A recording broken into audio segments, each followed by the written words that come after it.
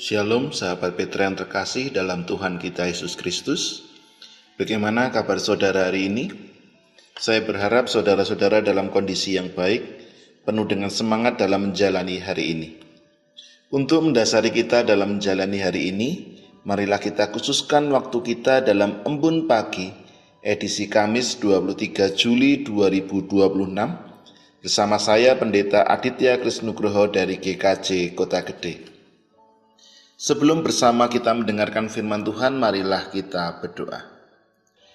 Ya Bapa yang penuh kasih, pada saat ini kami datang ke hadapan-Mu dengan hati yang rindu mendengar suara-Mu.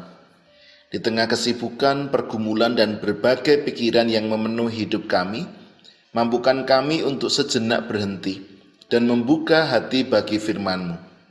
Kami percaya bahwa firman-Mu bukan hanya untuk didengar, tetapi juga untuk mengubah hidup kami. Kiranya Roh Kudus menolong kami memahami kehendak-Mu, menegur kami ketika kami keliru, menguatkan kami ketika kami lemah, dan menuntun kami untuk hidup semakin serupa dengan Kristus. Berkatilah setiap pendengar yang saat ini sedang berada di rumah, di tempat kerja, di perjalanan, di rumah sakit, ataupun dimanapun mereka berada. Biarlah firman-Mu menjadi pelita bagi langkah mereka dan sumber pengharapan bagi hati mereka. Di dalam nama Tuhan Yesus Kristus kami berdoa. Amin. Sahabat Petra yang terkasih, firman Tuhan saat ini diambilkan dari 1 Korintus 4 ayat 14 sampai dengan 20 yang demikian. Hal ini kutuliskan bukan untuk memalukan kamu, tetapi untuk menegur kamu sebagai anak-anakku yang kukasihi. Sebab sekalipun kamu mempunyai beribu-ribu pendidik dalam Kristus, kamu tidak mempunyai banyak bapa. Karena akulah yang dalam Kristus Yesus telah menjadi bapamu oleh Injil yang kuberitakan kepadamu. Sebab itu aku menasihatkan kamu, turutilah teladanku. Justru itulah sebabnya aku mengirimkan kepadamu Timotius, yang adalah anakku yang kekasih dan yang setia dalam Tuhan. Ia akan memperingatkan kamu akan hidup yang kuturuti dalam Kristus Yesus, seperti yang kuajarkan di mana-mana dalam setiap jemaat. Tetapi ada beberapa orang yang menjadi sombong, karena mereka menyangka bahwa aku tidak akan datang lagi kepadamu. Tetapi aku akan segera datang kepadamu kalau Tuhan menghendakinya. Maka aku akan tahu bukan tentang perkataan orang-orang yang sombong itu, tetapi tentang kekuatan mereka. Sebab kerajaan Allah bukan terdiri dari perkataan, tetapi kuasa. Demikian pembacaan firman Tuhan. Yang berbahagia adalah kita yang mendengar dan melakukan dalam kehidupan sehari-hari. Haleluya. Tema kita saat ini adalah nasihat yang penuh kasih dan keteladanan.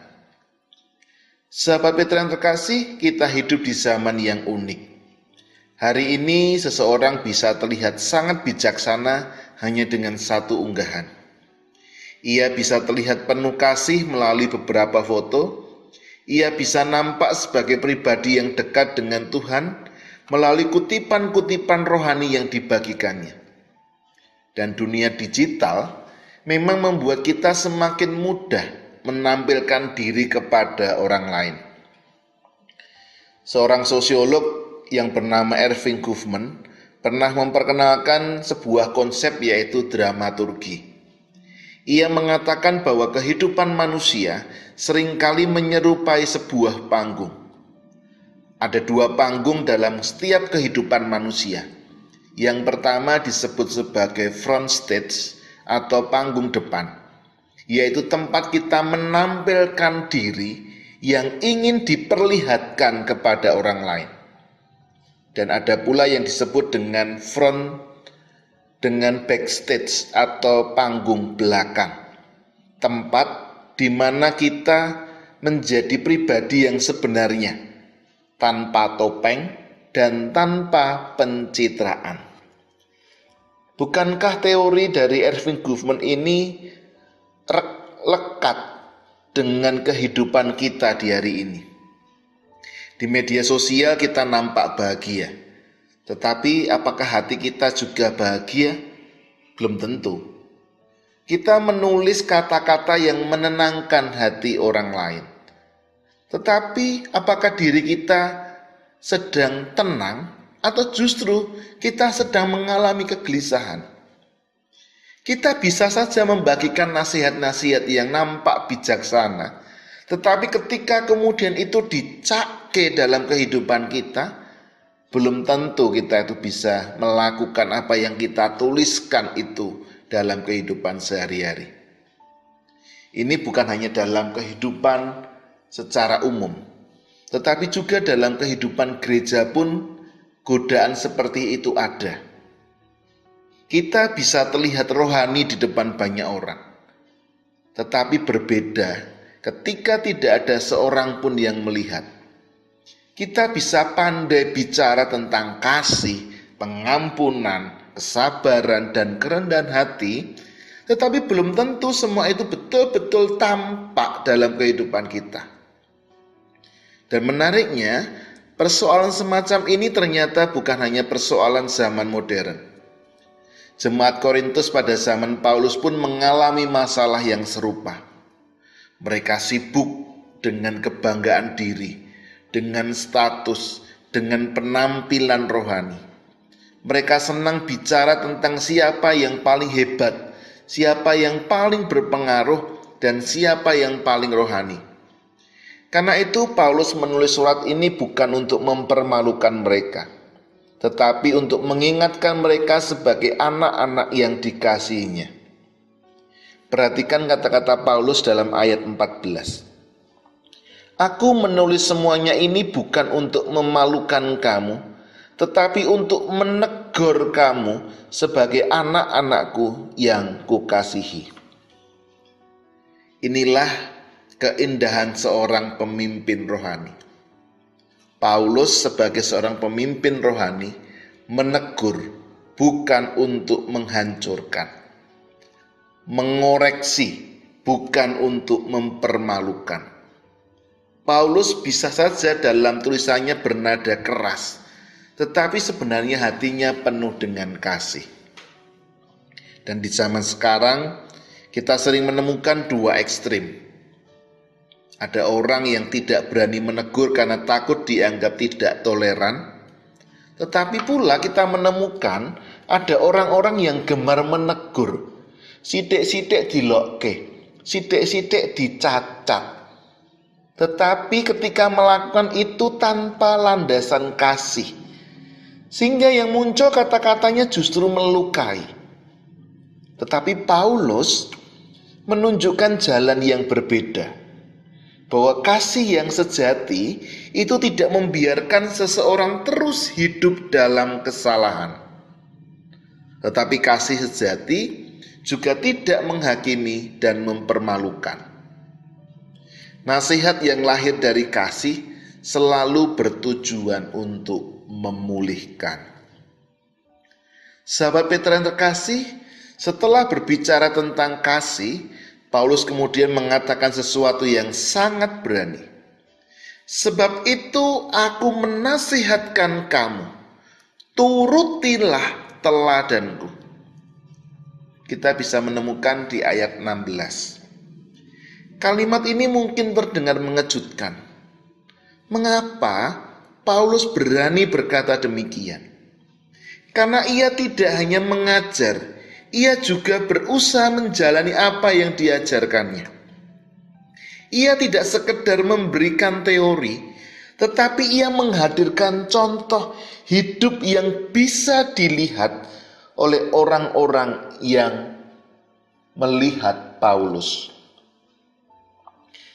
Dari apa yang disampaikan oleh Paulus ini kemudian saya teringat dengan pemikiran seorang psikolog bernama Albert Bandura. Dalam tulisannya di dalam Social Learning Theory, Bandura menjelaskan bahwa manusia belajar melalui pengamatan dan keteladanan. Kita tidak hanya belajar dari apa yang kita dengar, tetapi dari apa yang kita lihat setiap hari. Seorang anak belajar jujur bukan pertama-tama karena ceramah orang tuanya, melainkan dari kejujuran yang ia lihat di rumah. Seorang jemaat belajar tentang kasih bukan hanya dari khotbah yang didengarnya, tetapi dari kasih yang ia lihat dalam kehidupan orang-orang percaya. Karena itu Paulus tidak berkata, dengarkanlah semua nasihatku. Tetapi ia kemudian berkata, turutilah teladanku. Karena Paulus memahami bahwa kehidupan seringkali berbicara lebih keras daripada kata-kata. Maka pertanyaan bagi kita adalah, jika orang lain belajar tentang kekristenan dari kehidupan kita, kira-kira pelajaran seperti apa yang akan mereka peroleh? Jika anak-anak belajar tentang Tuhan dari cara hidup kita, kira-kira Tuhan seperti apa yang akan mereka lihat dalam diri kita? Jika pasangan hidup belajar tentang kasih Kristus dari sikap kita, apakah mereka melihat kasih itu dalam realita kehidupan kita? Jika tetangga, teman kerja, atau sahabat melihat kehidupan kita, apakah mereka melihat perbedaan yang lahir dari kehadiran Kristus atau tidak? Pertanyaan refleksi ini penting untuk kita tanyakan dalam diri kita. Karena disinilah firman Tuhan mengajak kita untuk bercermin. Seringkali kita berpikir bahwa pengaruh terbesar datang dari kata-kata yang hebat. Padahal tidak selalu demikian. Anak-anak, saya yakin, tidak akan mengingat semua nasihat yang pernah kita berikan. Tetapi mereka akan mengingat bagaimana kita memperlakukan orang-orang yang ada di keluarga mereka. Dan saya yakin juga jemaat tidak akan mengingat seluruh khotbah yang pernah didengarkan. Tetapi mereka akan mengingat apakah pemimpinnya hidup sesuai dengan apa yang diberitakannya. Karena itu keteladanan bukanlah pelengkap kehidupan kekristenan. Keteladanan adalah bagian dari kesaksian iman itu sendiri. Sahabat Petrus yang terkasih, puncak dari bagian ini terdapat pada ayat 20. Sebab kerajaan Allah bukan terdiri dari perkataan tetapi dari kuasa. Ayat ini sangat relevan bagi zaman kita. Hari ini dunia dipenuhi perkataan. Ada begitu banyak komentar, ada begitu banyak opini, ada begitu banyak perdebatan, begitu banyak nasihat, begitu banyak konten. Namun seringkali semakin banyak kata-kata, semakin sedikit perubahan hidup yang nyata. Paulus mengingatkan bahwa kerajaan Allah tidak diukur dari kepandaian berbicara. Kerajaan Allah terlihat ketika hidup seseorang itu diubahkan. Kuasa kerajaan Allah tampak ketika orang yang biasanya mudah marah itu kemudian belajar mengendalikan diri. Kuasa kerajaan Allah nampak ketika orang yang terluka itu memilih mengampuni daripada membalas dendam.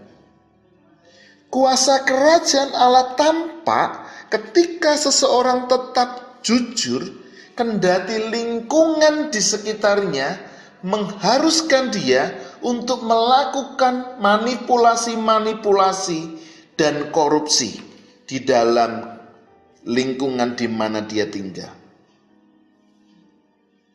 Kuasa kerajaan Allah nampak ketika seseorang tetap mengasihi meskipun tidak dihargai. Dan itulah kuasa yang dimaksud oleh Paulus.